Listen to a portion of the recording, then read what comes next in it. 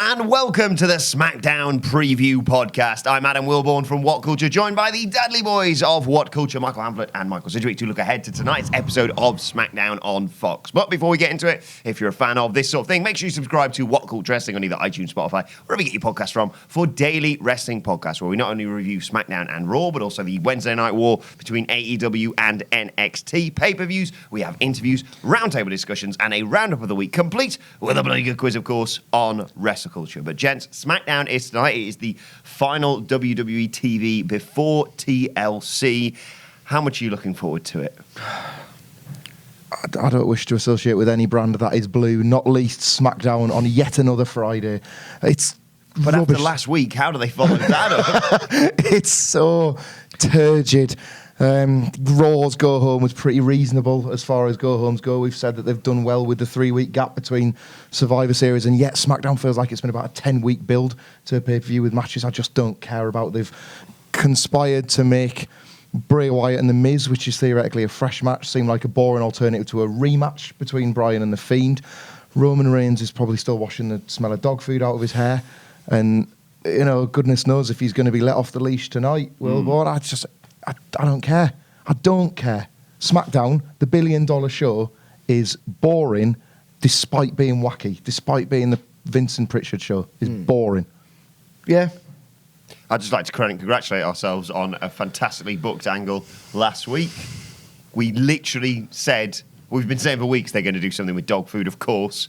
And last week we saw them handcuff Roman Reigns to one of the turnbuckles. Yep. And then smear him in dog food. It was a disgusting visual.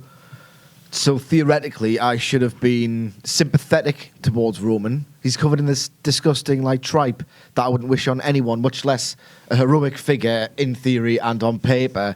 And I'm just watching it, looking at the hands of the author, and those hands are in some kind of gospel rapture, pissing himself laughing at the dog food going all over They're Roman under the ring. Reigns. You saw them?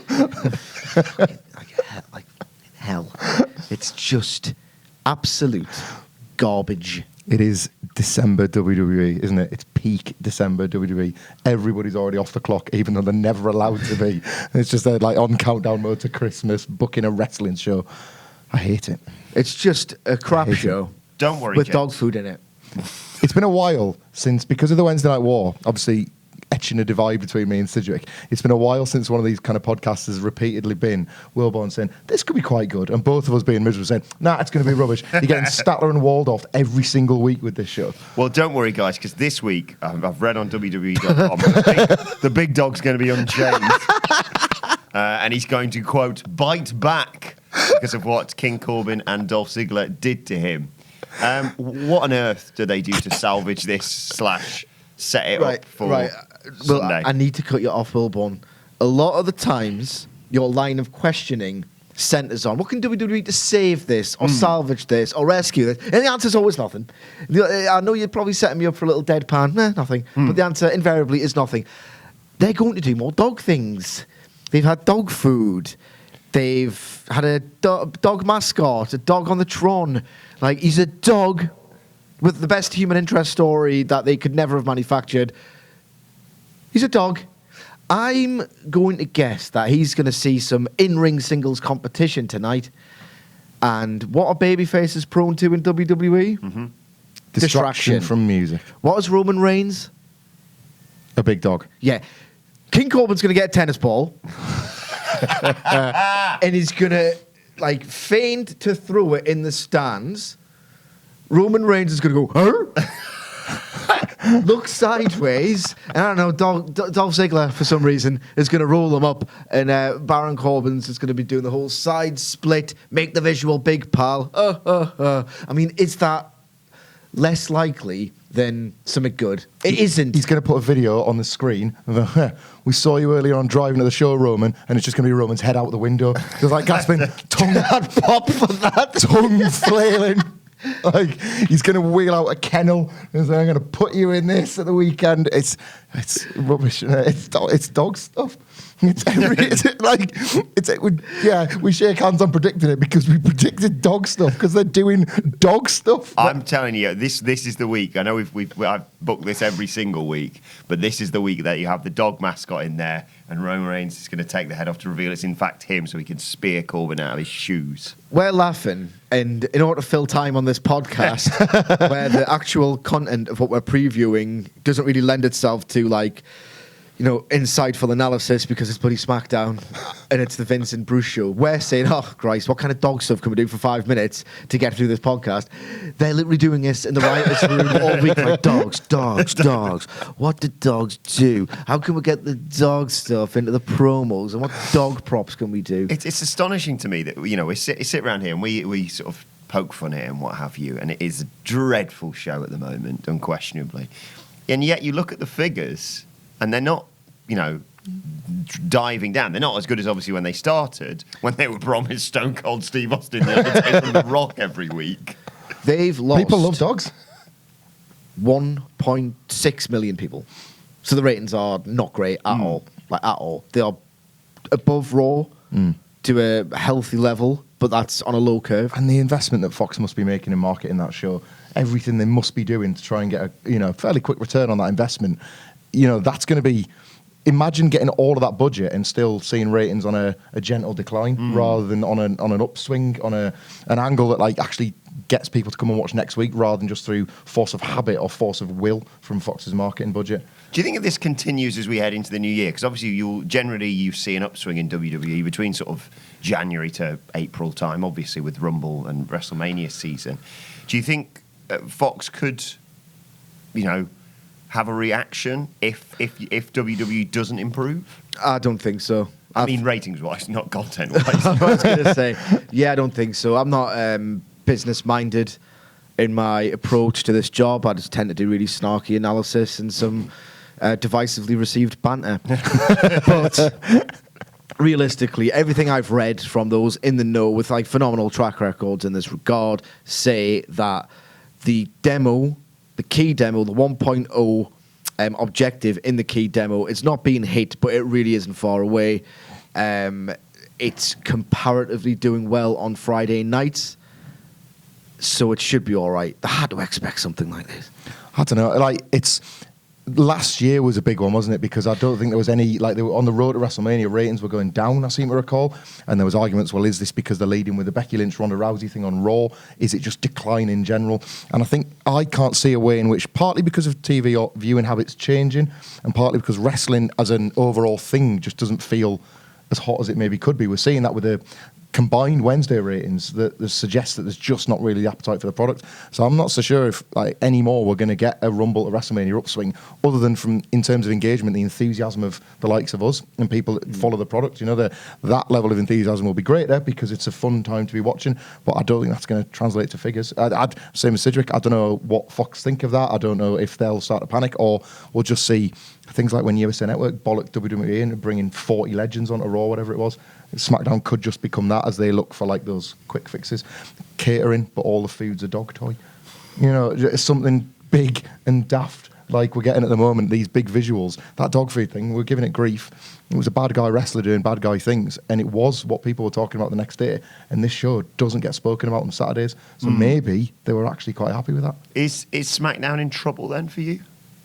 Nah, it's not in trouble. It's WrestleMania season, and the pull of WrestleMania and the desperation that they might do will elevate ratings beyond what they are now. I'm quite convinced of that.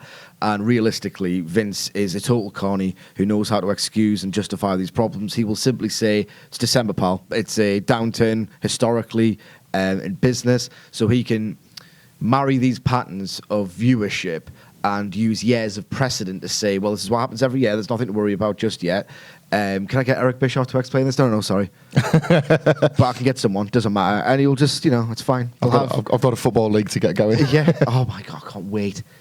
And Can we talk about that? Well, the XFL? Next week at some point. Yes. We'll look ahead with bated breath towards the XFL. Who knows? Maybe Roman Reigns will be a mascot.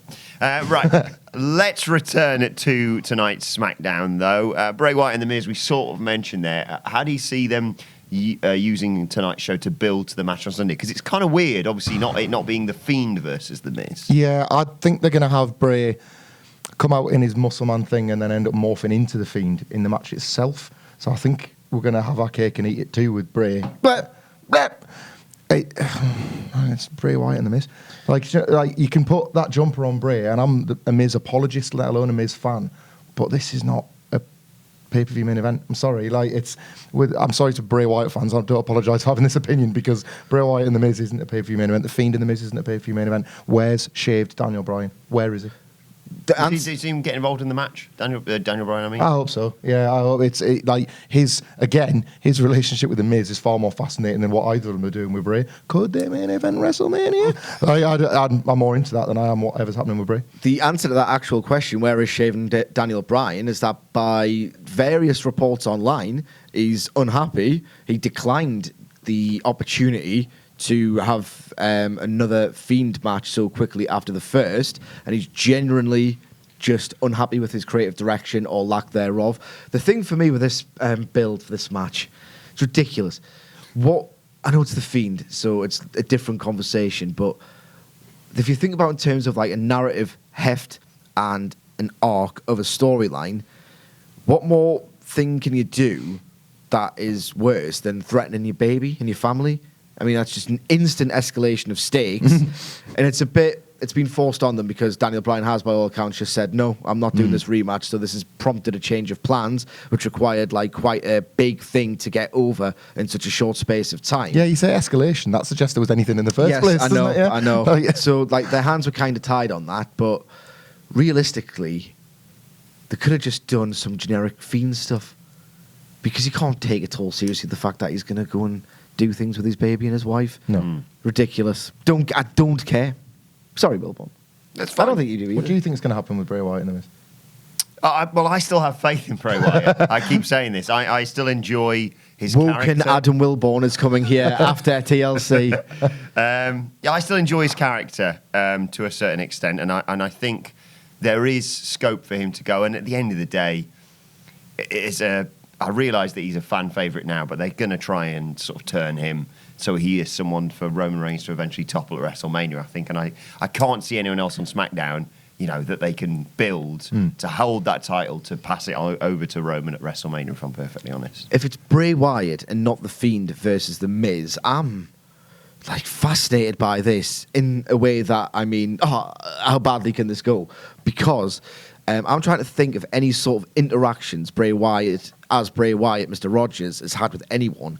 And when he was with Seth, when Seth burned down the Firefly Funhouse, the character was one of who was completely disassociated from The Fiend. He treated in his mind The Fiend as a separate entity, and he was actually asking Seth Rollins, who he thought was his friend, why he would do this, Seth. And it was he's pretty much crying and pleading with him.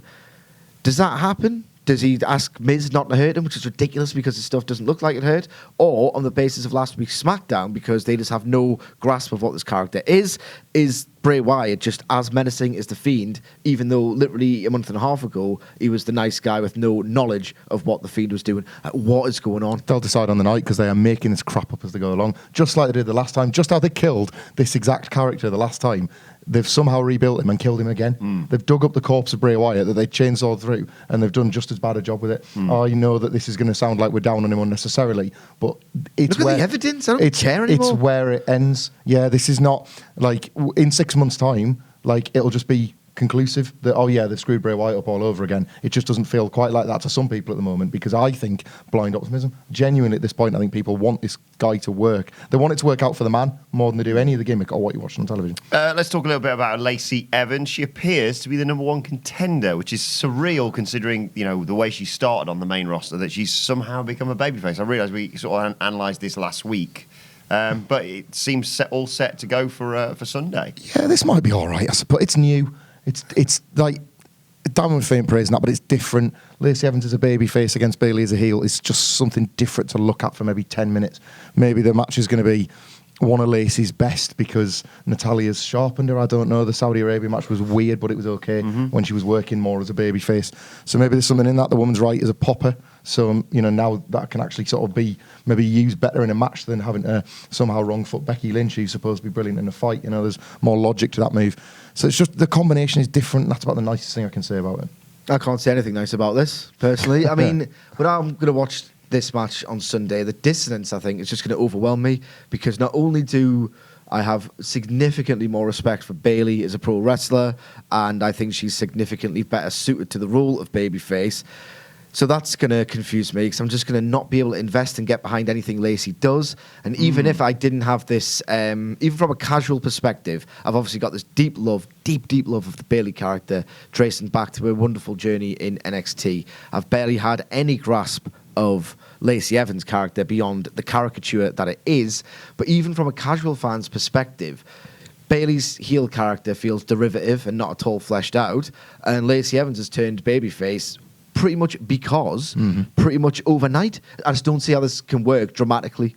Not just me doing the snarky, oh, it won't be a very good match, and I like Bayley more, but it's a dramatic thing, a story. I can't really buy into it.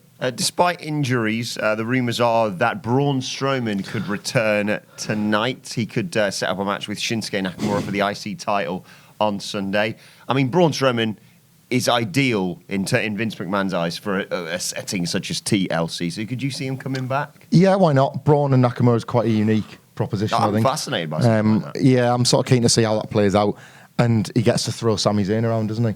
Like, Sami Zayn will be doing all that jumping up and down on the ringside. He was the best one to do it as well. Braun will reach over the ropes and catch him mid-jump or something stupid like that. They have an opportunity to be quite creative with how they use Zayn in this regard. So, yeah, why not? Like, I don't want to be any more optimistic. We were talking about this in the office earlier on today. It's been the year of people rising up from behind someone else. We saw Kevin Owens do it to Shane McMahon. We saw arguably, for me, it's a tie between Drew McIntyre and The Undertaker when they were doing the whole Graveyard Dogs thing, and of course Keith Lee and Finn Balor in NXT. And I think, a really annoying Sami Zayn promo being, punctured by Braun Strowman rising up. Possibly even I can see them doing some sort of thing where Sami sort of backs into him and then does the whole reach round, pat on the face, turn Grabs his around beard into a a running lot. power slam sort of thing. My sadness here is that you guys have probably just booked two of the best spots in this match. We might not see them.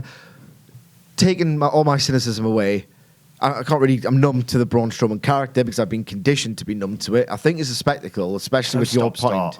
Oh Christ, I know. But especially with the dynamic that Hamflet has illuminated there, I do think there's potential for just 10 to 12 minutes of fun, and that's all it could be. But realistically, I think this is probably, and I've said this so many times about Shinsuke Nakamura, but this is probably a dynamic at which he can excel. He can't do those pulsating, exhilarating, accelerating bangers anymore. He's just incapable of it. So maybe he could use what he can still do in a match where he's not expected to steal the show or anything, and uses really still great character work to create something here. Who knows? But I just find it very difficult to care about Braun. We haven't got a stairs match for Sunday. Final question for you.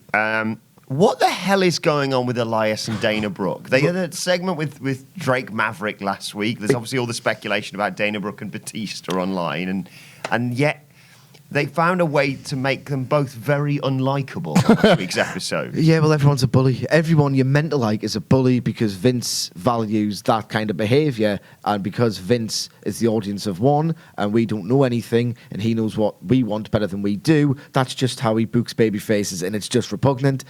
What's going on here, to answer your question in good faith, Adam Wilborn, is that they've realised on Twitter, oh, look at this, Dana Brooke's flirting with Batista. Do it on telly? Can we get Batista? No, he won't do this. He hates a creative, and he's not going to get paid much money for a little backstage vignette-driven feud on SmackDown. So who can we get? Elias? Is this like Vince McMahon's kind of version of one of them cornball cliched university rom-com meet cutes? So you've got the hot chick and the guy that plays the acoustic guitar. People love those guys at parties. How to make them both really unlikable. Dana Brooke was getting plaudits early this year for improvements in ring and very brief opportunities. She seemed to be making the most of them. Looked really good at the Survivor Series. And then she's been thrown into this as the first big angle off the back of all that. She's eye candy. And it's a she's shame. being used as eye candy. Yeah, I don't understand it. And I don't understand this thirst for making Elias a babyface when he's one of the last true heels. You've got him and Baron Corbin and not really many others that are just wanting desperately to sort of bathe in the heat. Elias is that heel, and this is the second time they've tried to assume his patter will work as a babyface. It just strips the character of all the cool. We take shots at them for being very cheap and just saying, right, what is local sports team, make jab at them here. But the fact that it's staring them in the face, the fact that they're one of their biggest baby faces in history, well, granted, obviously he was a heel at the time, used to do rock concerts where he would berate the local crowd and get deafening reactions. And yet they go, no, we need some baby faces for this. So say that you like the sports team or you like the local celebrity. The churn of WWE has meant that this has been forgotten unjustly. But that time when Elias and Kevin Owens were in the ring together, and I can't even remember it was a baseball team, I think. Seattle basketball, I think. Like, that was incredible. That was heat you just do not get anymore. And they're not bothered. Like, they are not bothered by that. What Vince or whoever really likes in Elias is that little bit of crack that he's got and a natural charisma, and in his mind that has to be a babyface quality. It can't be it can't be a villain anymore, because there's this thirst to get everybody ultimately over the babyface. Probably because ultimately they want to like flog T-shirts with his face on or something like that, and it's a shame because creatively I think it really hampers what you can really do with that character. Well, can't wait for SmackDown tonight. Of course, TLC on Sunday. Is this going to be the best TLC ever? Absolutely not. No. Well, regardless, join myself and Adam Nicholas for the live stream. Let us know your thoughts ahead of SmackDown. It's going to be the best live stream ever. Probably not. We'll have fun, though. Wrestling will be terrible. Let us know your thoughts ahead of SmackDown tonight, though, in the comment section below. And don't forget to like, share, and subscribe. And subscribe to What Culture Wrestling on either iTunes, Spotify, or wherever you get your podcasts from for daily wrestling podcasts. Plus, you can let us know your thoughts on Twitter at WhatCultureWWE. And watch there. Follow all three of us. You can follow Michael Hamflet at Michael Hamflet. Follow Michael Sidgwick at Sidgwick. Follow me at Adam Wilborn. Follow us all at WhatCultureWWE. As I said, my thanks to the Dadley Boyz. Thank you for watching. Enjoy SmackDown tonight, or at least try to. And we will see you soon.